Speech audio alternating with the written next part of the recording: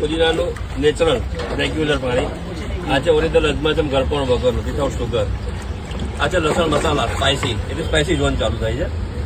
આ છે ઓનિયન મસ્તી પનીર ટિક્કાનો સ્વાદ, પનીર ટિક્કાનો સ્વાદ. પાણી પંજાબી છે, પંજાબી ગ્રીન છે, સ્પાઇસી અને ટેંગી.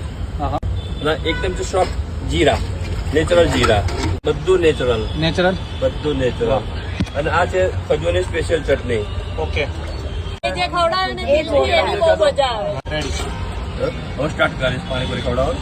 પડ્યું નહીં પકડવાનું ને પછી ખાવાની એની મજા આવે.